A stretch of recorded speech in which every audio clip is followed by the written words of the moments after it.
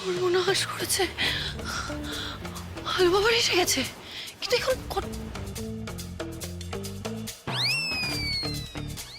8টা বেজে গেছে।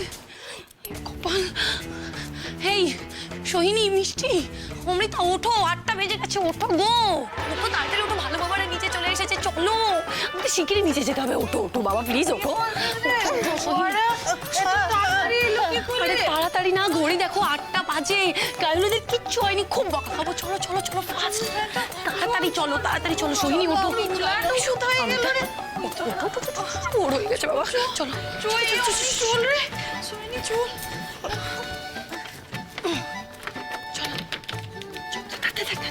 আচ্ছা, সবাই এরকম ভূতের মতো দাঁড়িয়ে আছে কেন? ঘুম এখনো কাটেনি নাকি? আরে কেটে গেছে, সব উড়ে গেছে। Good morning. Good night. আরে গুড মর্নিং। কি ব্যাপার কি ডালি, তোমরা সবাই এখন ঘুম থেকে উঠলে? হ্যাঁ রে, বাড়িতে যে একটা বিয়ে, সেই নিয়ে কারোর হুঁশ নেই।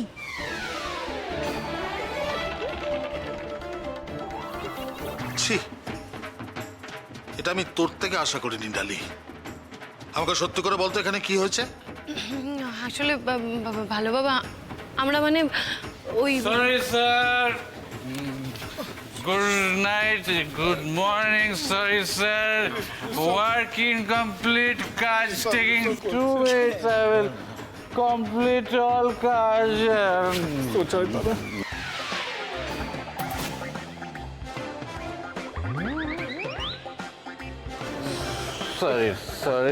সরি। কি করছো রে? সামলাও নিজেকে। সব হাত তুলিস, সোজা হয়ে দাঁড়াও না, হাত তুলিস লাইনে কেস কস না প্লিজ। হাত তুলবো না, আমি কারোর উপর হাত তুলবো না। আচ্ছা, সবাই এরকম অদ্ভুত আচরণ কেন করছে? মানে তাহলে কি হয়েছে আমাকে একটু বলবি? আমরা কিছু জানি না, আমরা কিছু জানি না। হ্যাঁ, আমরা তো চুপচাপ ঘুমোচ্ছিলাম ওপরে। ওই নিশ্চয়ই ছেলেরা উজ্জতিটা করেছে।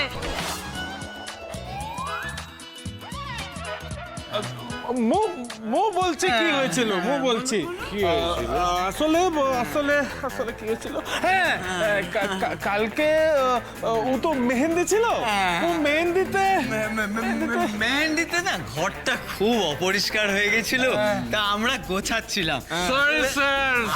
আসলে মেয়েরা তো সারাদিন এত কাজকর্ম করে, তাই আর ওদের জ্বালাইনি আমরা।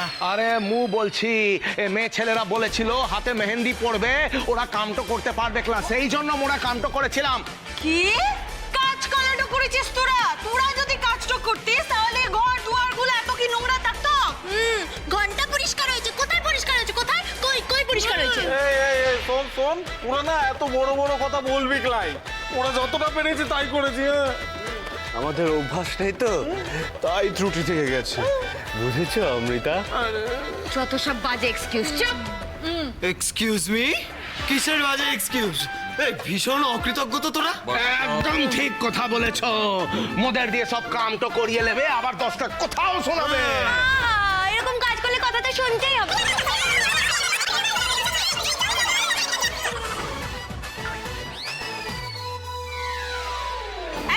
এই চুপ চুপ, একদম চুপ। জন আগে but, left right, left right. আরে ওকে পিছনে নিয়ে যা। আরে কি হলো? কোথায় নিয়ে যাচ্ছ? ছোড় তো। কোথায় কি হচ্ছে? সরি স্যার, ভালো মাসি, আমি আরে দাঁড়াও, শোন,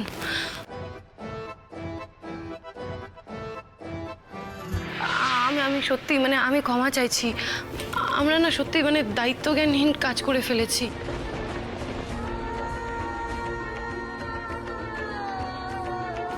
আসলে অমৃতা বলেছিল যে ঘরের মধ্যেই আমরা মানে মেয়েরা মিলে ছোট্ট পার্টি করবো আর কি, আর সেটাই করেছিলাম, সারা রাত জেগে পার্টি করেছিলাম। কিন্তু বিশ্বাস করো ভালো বাবা ভালো মা, আমরা ওই কোনো নেশার জিনিস খাইনি, শুধু কোল্ড ড্রিঙ্কস দিয়ে পার্টি করেছিলাম। আর এই ছেলেরা ওরা জানো কি সব ছাইপাশ খেয়েছে, সারা রাত জেগেছে আর ওই বমি করে ভাসিয়েছে ওইসব খেয়ে। কত করে বারণ করলাম, তার জন্য ওদেরকে বলেছিলাম পরিষ্কার করে রাখতে, কিন্তু এখন বুঝতে পারছি মানে আমরা পরিষ্কার করে গেলেই ভালো হতো, সকালবেলা ঘুম থেকে উঠলে ভালো হতো, কিন্তু কিছুই করতে পারলাম না। আমি হাত জোর করে ক্ষমা চাইছি, প্লিজ ক্ষমা করে দাও, আর এরকম ভুল হবে না, কান ধরছি প্লিজ। ডালি, আমি তোকে একটা কথাই বলতে চাই, এই যে ঘটনাটা ঘটলো এটা এত সরি বলা কিছু নেই।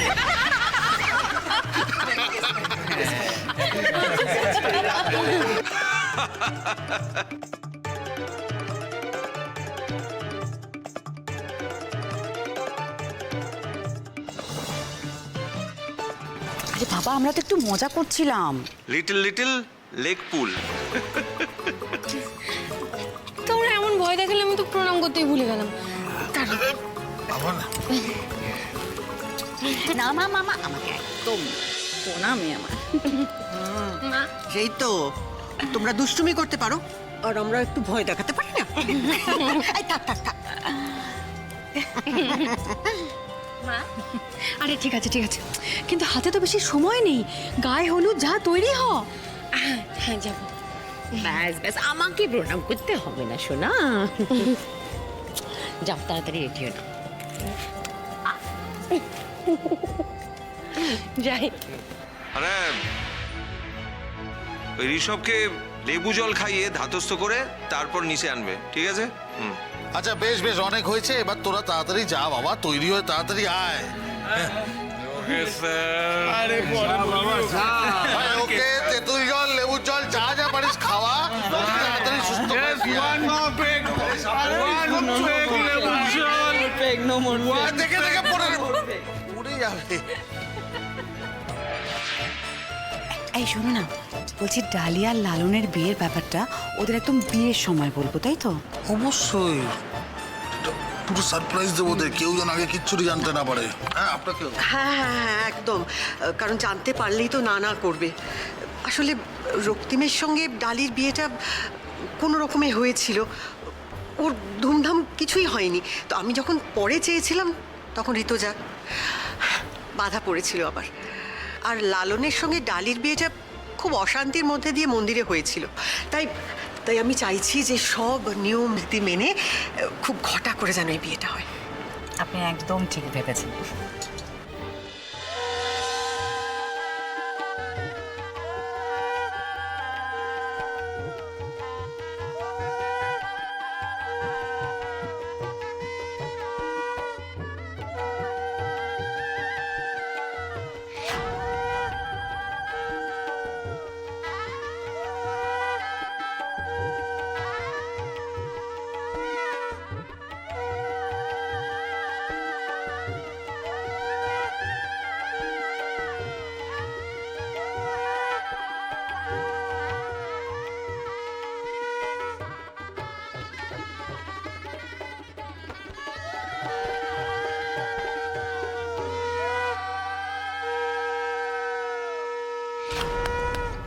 এই তো প্ল্যানটা কি আমাকে একটু খুলে বল।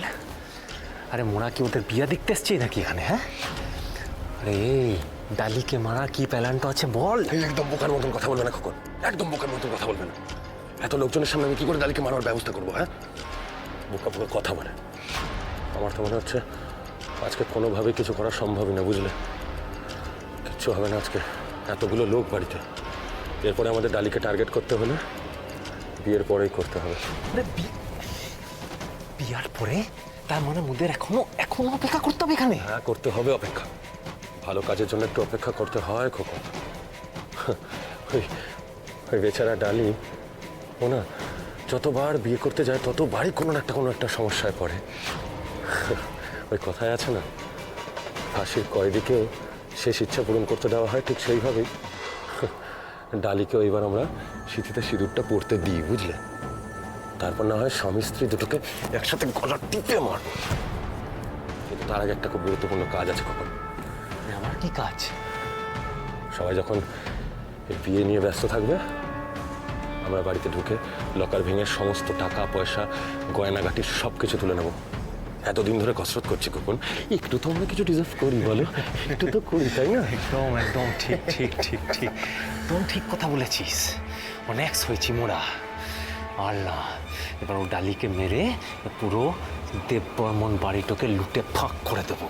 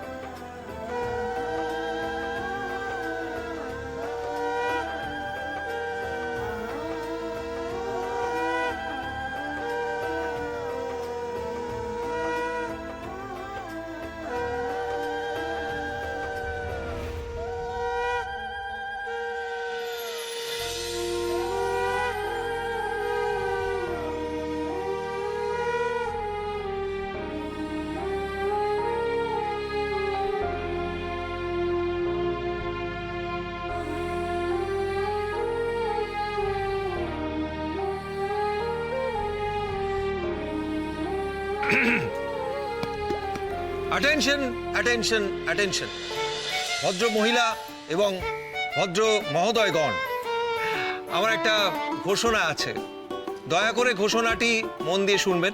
কি ঘোষণা শুনি? সাধারণত দেখা যায় যে আমাদের মতো বাড়িতে বড়রা ছোটদের আগলে রাখে, কিন্তু ডালি এবং আমাদের বাড়ির অন্যান্য ছোটরা বড়দের আনন্দে রাখার জন্যে, খুশি রাখার জন্যে জান প্রাণ দিয়ে দিয়েছে।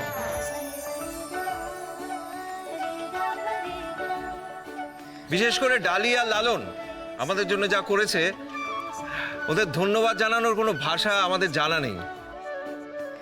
এই সমস্ত দেখে শুনে এবং বিচার করে আমরা বড়রা একটা সিদ্ধান্ত নিয়েছি। ছোটদের এই কাজের জন্যে আমাদের তরফ থেকে ছোটদের জন্য একটা উপহারের আয়োজন করেছি আমরা।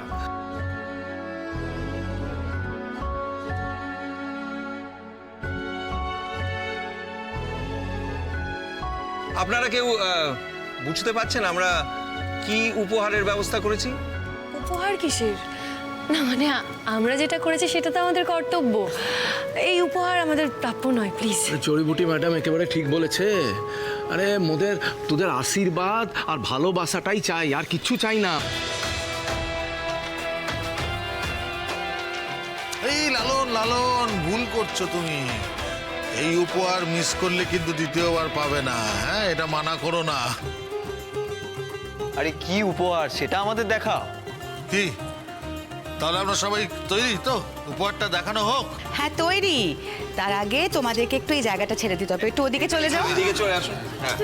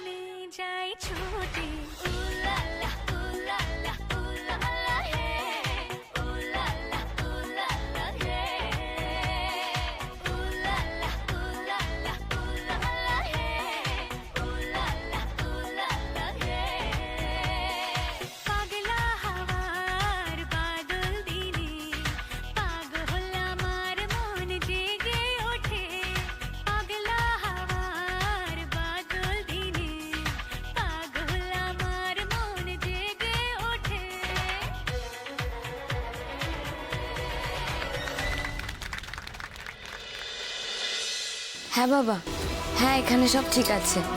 না না, আমার কোনো অসুবিধা হচ্ছে না, মিমি সবসময় আমার পাশেই আছে। হ্যাঁ হ্যাঁ, আমি তোমায় সমস্ত ছবি ভিডিও সব পাঠিয়ে দেবো। বলছি বাবা, তুমি তোমার কাজটা সেরে একটু তাড়াতাড়ি চলে আসবে প্লিজ। অনেক দিন তোমায় দেখিনি, আমার তোমাকে খুব দেখতে ইচ্ছে করছে। হ্যালো হ্যালো, হ্যাঁ হ্যাঁ আমি শুনতে পাচ্ছি না। হ্যালো বাবা, হ্যাঁ মনে হচ্ছে নেটওয়ার্কের ইস্যু। আচ্ছা বাবা শোনো না, আমি তোমাকে বিয়েটা হয়ে গেলেই ফোন করছি। হ্যাঁ হ্যাঁ, তুমি সাবধানে থেকো। টাটা।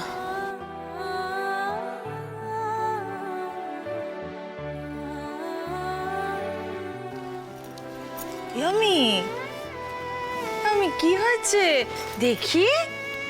এ বাবা, তুই এভাবে হঠাৎ করে কাঁদতে শুরু করলি কেন? হ্যাঁ কি হয়েছে? অমৃতা কি হয়েছে তোমার? কষ্ট পাচ্ছ কেন? অমৃতা, আজকের দিনে এরকম চোখের জল ফেলতে নেই। দেখি তাকাও, একদম না। চোখের জল ফেলাটাই তো আমার ভবিতব্য মিমি। এখন আমি কতটা হতভাগী মেয়ে, হ্যাঁ, যে নিজের বিয়ের সময় বাবা মা কেউ পাশে নেই।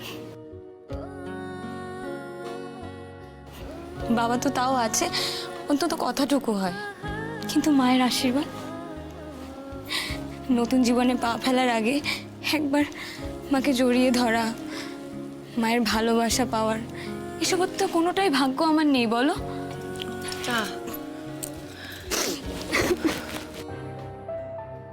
অমৃতা, মায়ের কথা মনে পড়ছে?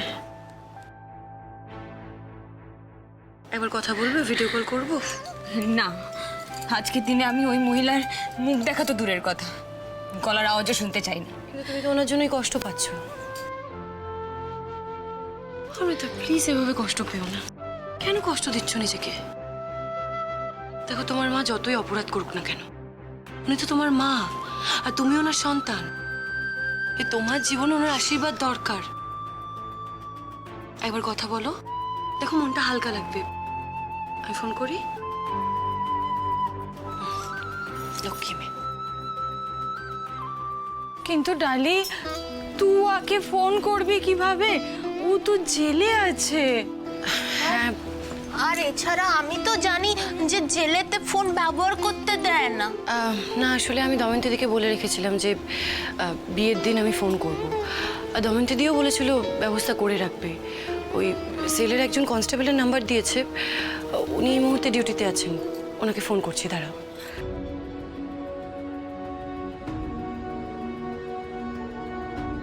হ্যাঁ হ্যালো, হ্যাঁ হ্যাঁ আমাকে ম্যাডাম বলেছিলেন। 1 মিনিট দাঁড়ান, আমি ভিডিও কল করে দিচ্ছি, দাঁড়ান। এই নে, তোর বাড়ি থেকে ফোন এসেছে, আজ তোর মেয়ের বিয়ে, তাই কথা বলবে। আমার মেয়ে ফোন করেছে। কথা বল। আমার মেয়ে ফোন করেছে, আমার মেয়ে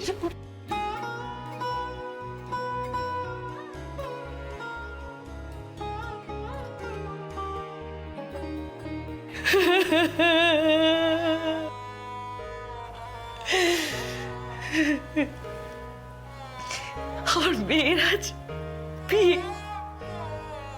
কি সুন্দর লাগছে তোকে দেখতে অমৃতা। আমি তো ভাবতেই পারছি না। বল, আমার সেই ছোট্ট মেয়ে আজ কত বড় হয়ে গেছে। আজ যে বিয়ের পিড়িতে বসবে আর কিছুক্ষণ পরে। কিন্তু আজকে তো তোমার পাশে থাকা উচিত ছিল মা। আমি জানি মা, আজকের দিনে মা হিসেবে আমার তোর পাশেই থাকা উচিত ছিল। কিন্তু দেখ, আমার কপাল, নিজের দোষে আমি সেই অধিকার হারালাম।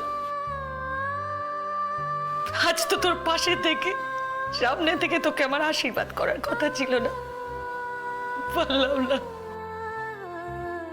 ফোনেই তোকে আশীর্বাদ করছি অমৃতা। খুব ভালো থাকিস সারাটা জীবন, খুব সুখে শান্তিতে থাকিস। আমি চাই আমার কোনো পাপের, কোনো কৃতকর্মের ছায়া যেন তোর জীবনে না থাকে।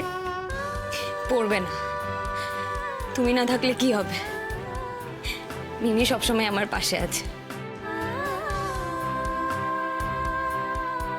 আর আমার সবসময় আগলে রাখে। আর মিমি থাকতে তাই কোনো খারাপ ছায়া আমার উপরে আসতেও পারবে না।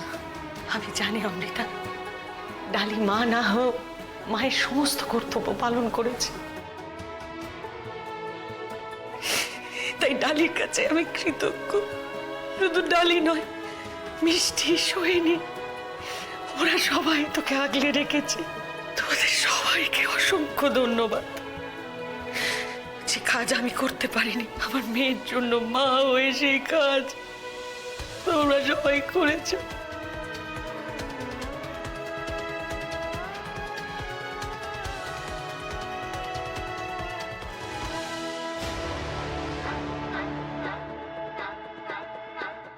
এই শোন শোন, এই কোণে সাজাবার সময় কিন্তু দেখতে হবে লকারটা কোথায় আছে, বুঝেছিস? কারণ যা সোনার গয়না বেরোবার সাজাবার সময় ওখান থেকেই বেরোবে। ঠিক আছে ঠিক আছে ঠিক আছে, কোনো অসুবিধা নেই, তুমি নিচে যাও, আমি জলের গ্লাসগুলো নিয়ে ঘরে যাচ্ছি, সেই ফাঁকে দেখে নেবো লকারটা কোথায়, বুঝলে? ঠিক আছে, যাও। আপনি চিন্তা করবেন না দিদি ভাই, অমৃতার সাথে আমি আছি। এই বিয়েটা ঠিকভাবে মেটানোর দায়িত্ব আমার। আর তাছাড়া আমি ভাবছি যে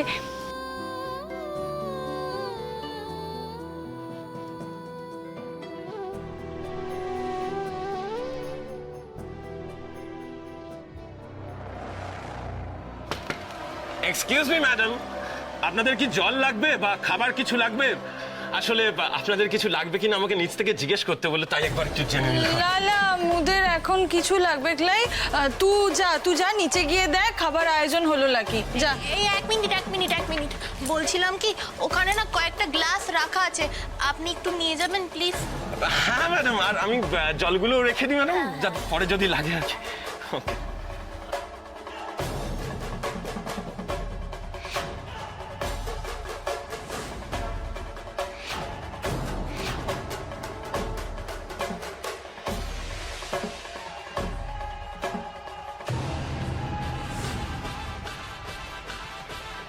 আর্য,